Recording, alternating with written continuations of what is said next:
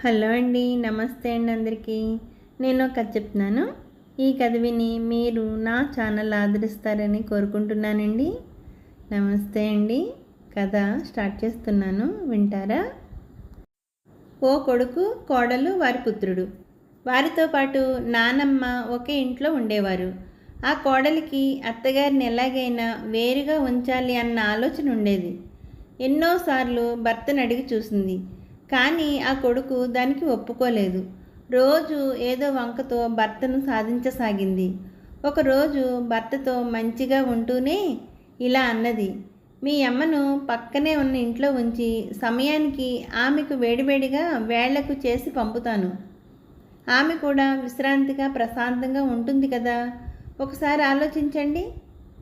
ఏదో చికాకులో ఉండి సరేలే చూద్దాం అన్నాడు భర్త. ఇదే అదునుగా అత్తగారికి ఇంటికి పక్కనే ఒక ఇంటిని చూసి పంపడానికి రెడీ చేసింది ఆ కోడలు. ఆ తల్లి కూడా కొడుకు మాటను కాదు అనలేక తన వల్ల ఇద్దరి మధ్య గొడవ ఎందుకని ఆ తల్లి అంగీకరించింది. కానీ కొడుకుకు తెలియకుండా ఆ కోడలు అత్తగారికి ఒక షరతు పెట్టింది.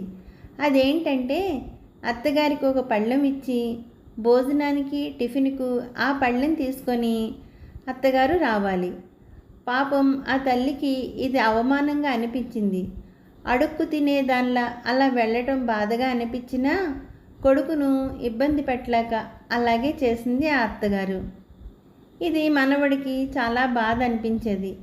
నానమ్మ అలా దూరంగా ఉండటం ఆ పసి మనసుకు నచ్చలేదు.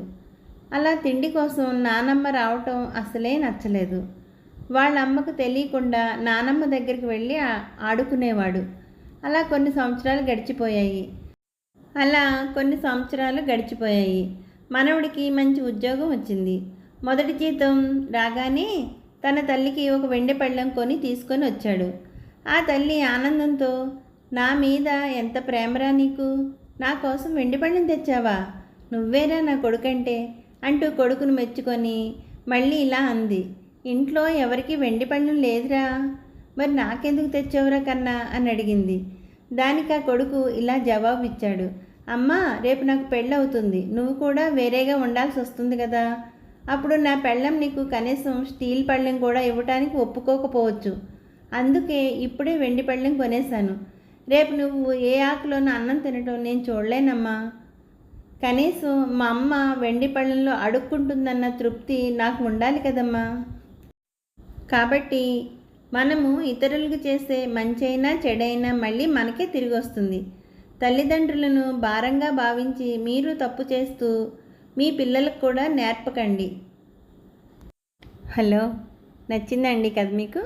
ఈ కథ మీకు నచ్చినట్లయితే లైక్ చేయండి, షేర్ చేయండి, సబ్స్క్రైబ్ చేయండి. అలాగే నా ఛానల్ ఎప్పుడూ ఆదరిస్తూ ఉంటారని కోరుకుంటూ, నా ఛానల్ చూస్తున్న ప్రతి ఒక్కరికి, నా సబ్స్క్రైబర్స్ అందరికీ పేరు పేరున థ్యాంక్ యూ వెరీ మచ్ అండి. మళ్ళీ ఇంకో మంచి కథతో కలుద్దాం. నమస్తే అండి.